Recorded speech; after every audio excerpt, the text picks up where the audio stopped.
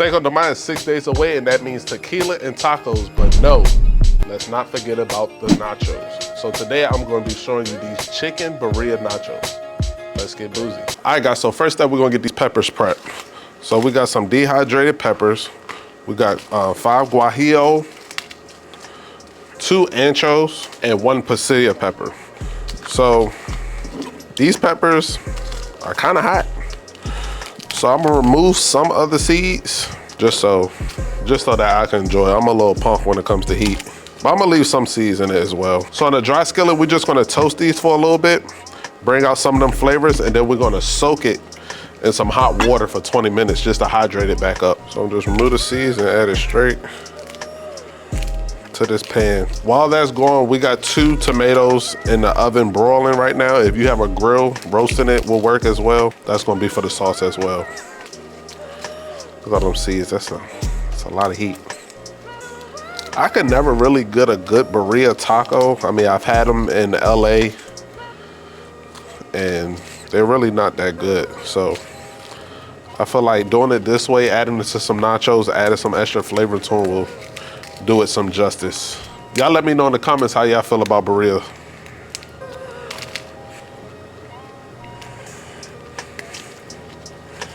Break it up a little bit.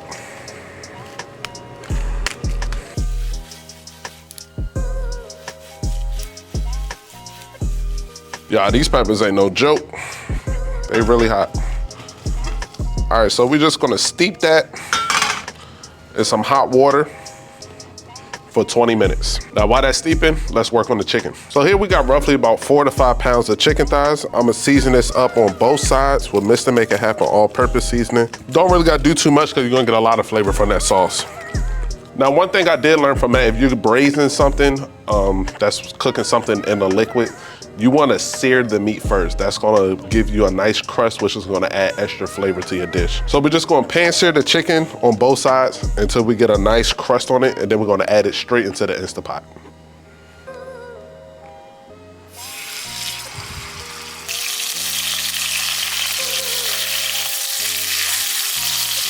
Another pro tip I learned, you wanna do this in batches so that each chicken can get the love that they need.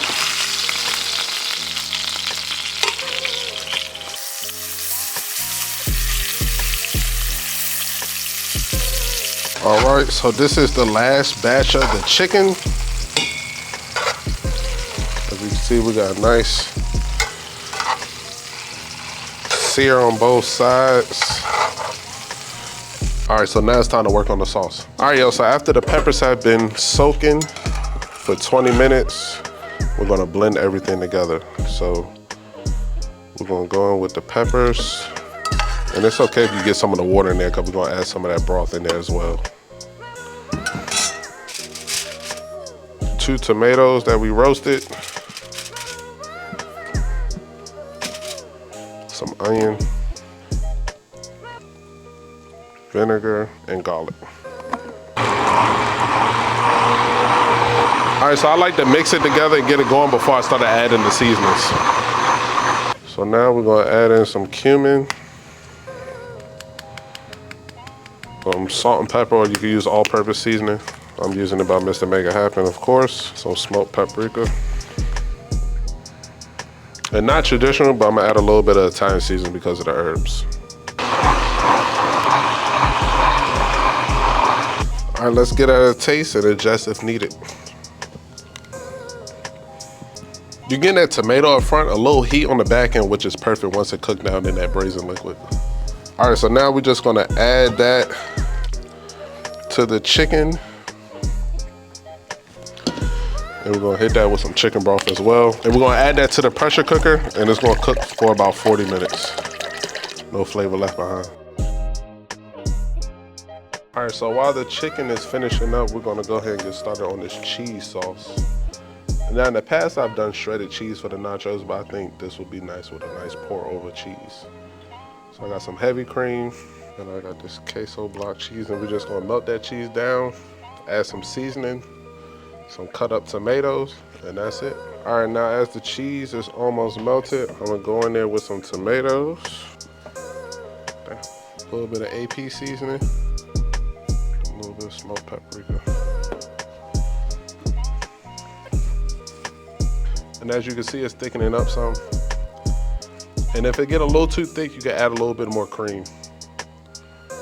And if you need to thicken it up, just add some more cheese. All right, so now that the chicken is done, we're gonna remove that, add that to a bowl. I'm gonna strain the leftover flavor that was left behind in this tiny bar strainer. But once I strain this, I'm gonna shred the chicken and then I'm gonna add some of this to the chicken. All right, so our chicken have cooled down. So now we're just gonna shred it just like that. It's still hot, so please wear gloves, maybe 2. This is gonna be perfect for a big party. Or if you're a big back just like me, this is good for the rest of the week. All right, so we're gonna add some of that consommé to that. And give that a mix. Now, if you're an overachiever, you can fry your own chips. They are better if you fry your own chips. But today, for time purpose, I'm just going to use some store-bought chips. So less and simple.